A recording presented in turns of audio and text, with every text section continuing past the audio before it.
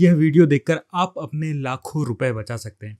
हम अपनी वेल्थ को ग्रो करने के लिए म्यूचुअल फंड में इन्वेस्ट करते हैं और म्यूचुअल फंड में इन्वेस्ट करते समय हम ऐसी बहुत सारी गलतियां करते हैं जिनके कारण हमें लॉन्ग टर्म में लाखों का नुकसान हो जाता है।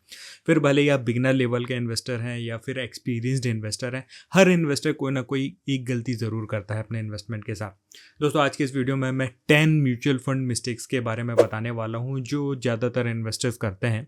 साथ ही मैं ये भी बताने वाला हूँ कि कैसे हम उन मिस्टेक्स को अवॉइड कर सकते हैं और यदि आपने पहले से उन मिस्टेक्स को कर रखा है तो कैसे हम उन्हें करेक्ट कर सकते हैं।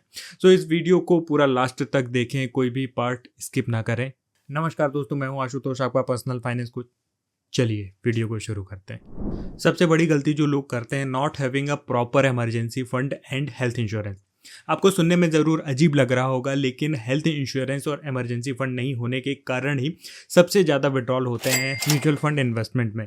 देखिए, ज़्यादातर म्यूचुअल फंड जो होते हैं वो ओपन एंडेड होते हैं। इसका मतलब आप कभी भी अपना पैसा उनमें से विड्रॉ कर सकते हैं। ऐसे में जब भी हमारे ऊपर कोई इमरजेंसी आती है, पैसों की ज़रूरत पड़ती है, तो सबसे पहले हम अपने म्यूचुअल फंड से ही पैसा विड्रॉ करते हैं और ऐसे में फिर जो पैसा हमने लॉन्ग टर्म के लिए इन्वेस्ट किया होता है वो हम शॉर्ट टर्म में विड्रॉ कर लेते हैं। ऐसे में मार्केट वॉलेटिलिटी के कारण एक तो हमें रिटर्न्स अच्छे नहीं मिल पाते हैं, हमें लॉस हो जाता है, और वहीं दूसरी तरफ हमें हमारे फ्यूचर के फाइनेंशियल गोल्स पे भी कॉम्प्रोमाइज करना पड़ता है।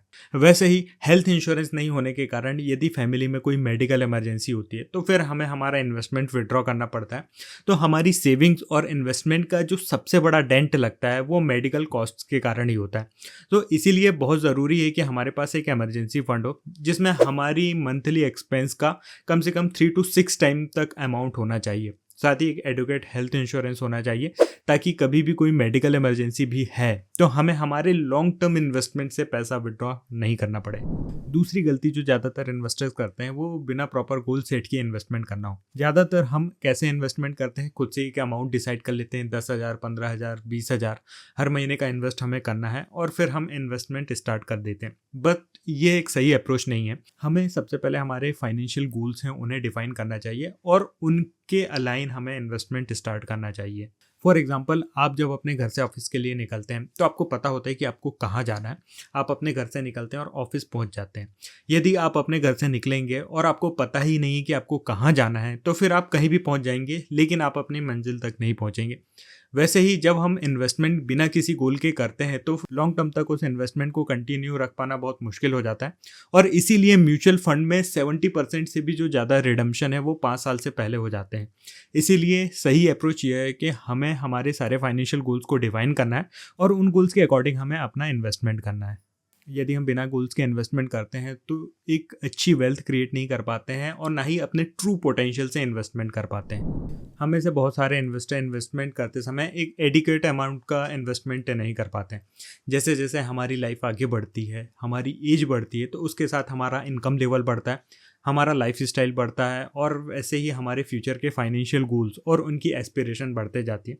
तो इसीलिए हमें हमारे फ्यूचर के फाइनेंशियल गोल्स को ध्यान में रखते हुए एक सही अमाउंट का इन्वेस्टमेंट करना चाहिए। यदि वह अमाउंट प्रॉपर नहीं है, उससे कम है, तो ऐसे में हमें हमारे फ्यूचर के फाइनेंशियल गोल्स से कॉम्प्रोमाइज़ करना पड़ सकता है। फॉर एग्जाम्पल, आपको आने वाले 15 सालों में 1 करोड़ के कॉर्पस की ज़रूरत है, तो उसके लिए आपको कम से कम 12 से 15,000 रुपये हर मंथ इन्वेस्ट करना होगा। यदि आप उससे कम इन्वेस्टमेंट करते हैं तो फिर आप वो कॉर्पस एक्यूमुलेट नहीं कर पाएंगे। इसीलिए हमें प्रॉपर फाइनेंशियल प्लानिंग करके एक एडिक्वेट अमाउंट का इन्वेस्टमेंट करना चाहिए। ऐसे थंब रूल, हमें हमारी मंथली इनकम का एटलीस्ट 20% अमाउंट इन्वेस्ट करना चाहिए। फिर भी यदि ऐसा लगता है कि आपके एक्सपेंसेस ज़्यादा हैं, EMIs ज़्यादा हैं, तो फिर भी ट्राई करना चाहिए कि एटलीस्ट 10% मंथली इनकम का तो हमें इन्वेस्टमेंट करना ही चाहिए। लॉन्ग टर्म इन्वेस्टमेंट एक तो बहुत ही बोरिंग काम होता है और हमारा जो माइंड है वो एक्साइटमेंट और थ्रिल पसंद करता है। इसी कारण हमारे मन में एक ये टेम्पटेशन होता है कि कोई भी नया फंड आया है, कोई भी NFO है, तो हम उनमें इन्वेस्टमेंट करते हैं। दोस्तों, म्यूचुअल फंड की 45 से भी ज़्यादा कंपनीज हैं और हर दूसरे दिन कोई ना कोई फंड लॉन्च होते रहता है। ऐसे में यदि आप हर NFO में इन्वेस्ट करेंगे तो आपके म्यूचुअल फंड पोर्टफोलियो में बहुत ज़्यादा फंड हो जाएंगे। दूसरा, ये जो NFOs होते हैं इनका कोई पुराना ट्रैक रिकॉर्ड नहीं होता है। तो जब हमारे पास ऑलरेडी ऐसे फंड्स हैं जिनका पुराना ट्रैक रिकॉर्ड अवेलेबल है, तो why to invest in those new funds. इसके अलावा मैंने ऐसे बहुत सारे इन्वेस्टर्स देखे हैं और उनके पोर्टफोलियोज रिव्यू किए हैं जिन्होंने अपने इन्वेस्टमेंट का एक बहुत बड़ा portion sector, thematic funds and small cap funds में डाल के रखा है। दोस्तों, ये जो फंड्स होते हैं बहुत रिस्की और वोलेटाइल फंड होते हैं। हाँ, लॉन्ग टर्म में इनमें हमें अच्छे रिटर्न तो मिलते हैं, लेकिन हमारे पोर्टफोलियो में एक रिस्क टू रिवार्ड का बैलेंस होना बहुत ज़रूरी है। यदि आप ऐसा सोचते हैं कि हम अपना पूरा पैसा सिर्फ सेक्टर थीमेटिक फंड्स में या फिर स्मॉल कैप फंड्स में डाल देंगे, तो यह एक अच्छी स्ट्रेटेजी नहीं है और हो सकता है कि लॉन्ग टर्म में आपको इसके नेगेटिव कॉन्सिक्वेंसेस देखने को मिले। सो पोर्टफोलियो में अल्फा क्रिएट करने के लिए एक स्मॉल परसेंटेज हमें इन फंड्स में देना चाहिए, बट पूरा का पूरा इन्वेस्टमेंट इन रिस्की फंड्स में हमें नहीं डालना है। इन्वेस्टमेंट करते समय एक और सबसे बड़ी गलती हम जो करते हैं, अपना पूरा एलोकेशन इक्विटी म्यूचुअल फंड्स में कर देते हैं।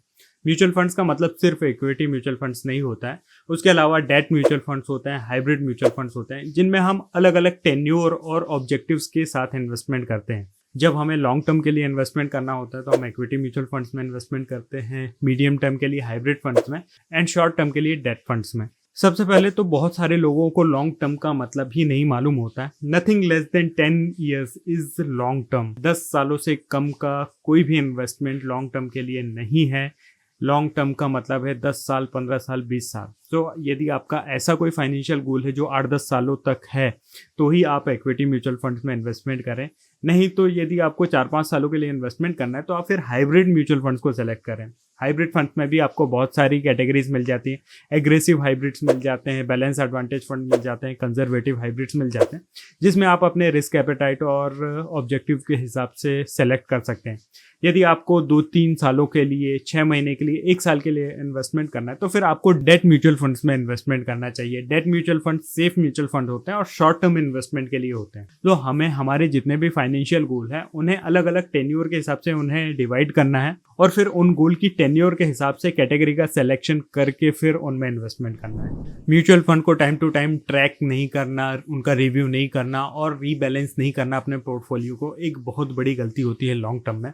समय के साथ हमारे फाइनेंशियल गोल्स एकम्प्लिश होते जाते हैं, न्यू फाइनेंशियल गोल क्रिएट होते जाते हैं, हमारे रिस्क एपेटाइट में चेंज आता है, हमारी रिस्क टेकिंग एबिलिटी में, कैपेसिटी में चेंज आता है। ऐसे में हम सिर्फ एक ही पोर्टफोलियो को लाइफ टाइम कंटिन्यू नहीं कर सकते हैं। हमें टाइम टू टाइम उसे रिव्यू और उसे रीबैलेंस करना बहुत ज़रूरी होता है। फॉर एग्जांपल, आपने पिछले 10 सालों तक अपने बच्चों की पढ़ाई के लिए इन्वेस्टमेंट किया तो आपने पूरा एक्सपोजर इक्विटी म्यूचुअल फंड्स में रखा, लेकिन अब 2 साल बाद आपको अपने बच्चों की पढ़ाई के लिए उन पैसों की ज़रूरत पड़ने वाली है। तब ऐसी कंडीशन में आप अपना पूरा इन्वेस्टमेंट इक्विटी में नहीं रख सकते, बल्कि आपको थोड़ा थोड़ा पैसा विड्रॉ करके डेट म्यूचुअल फंड्स में डालना पड़ेगा। इसीलिए हमें हमारे फाइनेंशियल गोल्स के अकॉर्डिंग, अपने रिस्क एपेटाइट के अकॉर्डिंग अपना जो पोर्टफोलियो है उसे रीबैलेंस करना, उसका रिव्यू करना बहुत ज़रूरी है। म्यूचुअल फंड से अनरियलिस्टिक एक्सपेक्टेशन रखना एक बहुत बड़ी मिस्टेक होती है। यदि हम सेंसेक्स का लास्ट 20 ईयर्स का CAGR देखें तो वो 15% के आसपास है। मतलब सेंसेक्स ने पिछले 20 सालों में 15% का रिटर्न दिया है। ऐसे में यदि हम लॉन्ग टर्म के लिए म्यूचुअल फंड में इन्वेस्टमेंट कर रहे हैं तो 12 से 15% का जो एक्सपेक्टेशन है वो ठीक है। कुछ फंड्स में हमें 30%, 35% या फिर 40% का भी रिटर्न देखने को मिल जाता है शॉर्ट टर्म में। तो ऐसे में यदि हम 30-40% का एक्सपेक्टेशंस रखेंगे तो हम फ्यूचर के फाइनेंशियल गोल्स को अकम्प्लिश नहीं कर पाएंगे और कहीं ना कहीं उस एक्सपेक्टेशन के कारण हमें उन गोल्स में कॉम्प्रोमाइज़ करना पड़ेगा।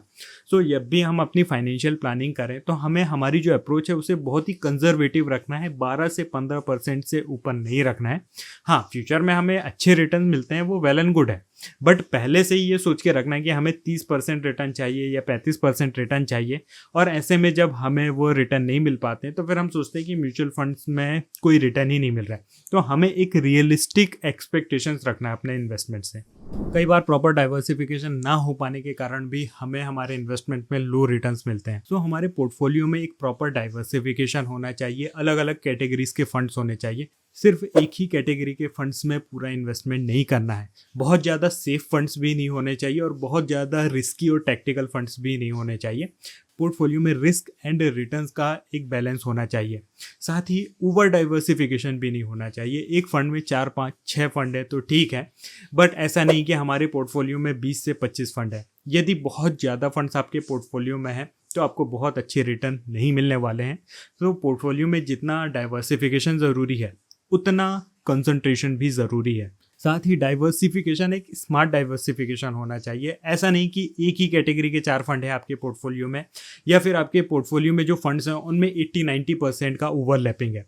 तो हमारा डाइवर्सिफिकेशन ऐसा होना चाहिए कि हमारे पोर्टफोलियो में जो फंड्स हैं उनमें बहुत ज़्यादा ओवरलैपिंग ना हो।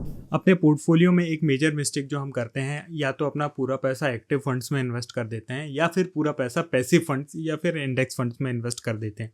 सो दोस्तों, हमें पैसिव फंड्स में इन्वेस्ट करना चाहिए या फिर एक्टिव फंड्स में इन्वेस्ट करना चाहिए, यह टोटल हमारे स्किल्स पे डिपेंड करेगा। क्योंकि दोस्तों 50-60% फंड्स ऐसे होते हैं जो कि अपने बेंचमार्क को भी बीट नहीं कर पाते हैं। तो आपको एक तो ज़्यादा एक्सपेंस पे करना होता है उन फंड्स में, और उसके बाद भी यदि वो बेंचमार्क को बीट नहीं कर पा रहे हैं तो आपको लॉन्ग टर्म में काफ़ी लॉस हो जाता है। वहीं ऐसे बहुत सारे एक्टिव फंड्स होते हैं जो कि बेंचमार्क को एक बहुत अच्छे मार्जिन से बीट करते हैं। तो यदि आप फिर उन एक्टिव फंड्स में इन्वेस्ट करेंगे तो बेंचमार्क के कंपैरिजन में एक बहुत अच्छा रिटर्न जनरेट कर पाएंगे over a period of time.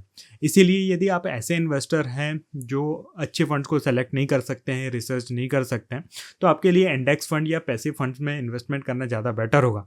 लेकिन यदि आप अच्छे फंड को सेलेक्ट कर सकते हैं, रिसर्च कर सकते हैं, तो फिर आप अपना एलोकेशन एक्टिव फंड्स में बढ़ा सकते हैं। क्योंकि कुछ एक्टिव फंड्स ऐसे हैं जो कि बेंचमार्क को एक बहुत बड़े मार्जिन से बीट करते हैं, और यदि आपको एक्स्ट्रा एक्सपेंस रेशियो पे करने के बाद भी यदि अच्छा खासा मार्जिन मिलता है बेंचमार्क पे, तो इट मेक सेंस कि आप अपना कुछ एलोकेशन एक्टिव फंड्स में भी रखें। यदि आप एसआईपी कर रहे हैं तो आप एक बहुत बड़ी मिस्टेक कर रहे हैं। दोस्तों, जब हम एसआईपी करते हैं तो सिर्फ एक लिमिटेड वेल्थ क्रिएट कर सकते हैं। इसीलिए हमें एसआईपी की जगह टॉप अप एसआईपी करना चाहिए। मतलब कि टाइम टू टाइम हमारा इन्वेस्टमेंट है उसे इंक्रीज करते रहना चाहिए। एटलीस्ट हमें हमारे इन्वेस्टमेंट पे 5-10% का इंक्रीमेंट करना चाहिए हर साल। तो हमें सिर्फ एसआईपी नहीं करना है बल्कि टॉप अप एसआईपी करना है, ताकि हम फ्यूचर में एक अच्छी खासी फाइनेंशियल वेल्थ क्रिएट कर सकें। साथ ही टॉपअप एसआईपी के साथ हमें लमसम इन्वेस्टमेंट भी करना है। तो हमारे पास हमारी सेविंग्स में कुछ कैश होना चाहिए। जब भी मार्केट में कोई क्रैश आता है तो थोड़ा थोड़ा एक लमसम इन्वेस्टमेंट हमें उस समय करना चाहिए। जब मार्केट क्रैश के समय हम लमसम इन्वेस्टमेंट करते हैं तो हमें उसमें ज़्यादा बेनिफिट्स मिलते हैं। तो हमें एसआईपी नहीं करना है, टॉपअप एसआईपी करना है, और साथ में हमारी सेविंग्स में कुछ कैश को साइड में रखना है, ताकि साल के कुछ ऐसे टाइम पे जब मार्केट डाउन है उस समय में हम लमसम इन्वेस्टमेंट कर सकें और हमारी जो वेल्थ है लॉन्ग टर्म में एक अच्छी खासी वेल्थ क्रिएट कर सकें। दोस्तों, ये कुछ मिस्टेक्स हैं जो हम इन्वेस्टमेंट करते समय करते हैं। यदि आपको लगता है कि कुछ और भी मिस्टेक्स हो सकती हैं जो दूसरे इन्वेस्टर्स करते हैं तो आप नीचे कमेंट करके बता सकते हैं। इस वीडियो से रिलेटेड आपका कोई भी डाउट है, कोई भी सजेशन है, तो आप नीचे कमेंट करके ज़रूर बताइए। यदि आप अपना पोर्टफोलियो मेरे साथ रिव्यू कराना चाहते हैं तो नीचे दिए नंबर पर व्हाट्सअप कर सकते हैं। दोस्तों, वीडियो अच्छा लगा हो तो इसे लाइक ज़रूर करें, चैनल को सब्सक्राइब करें। आज की वीडियो में बस इतना ही। मिलते हैं नेक्स्ट वीडियो में। धन्यवाद।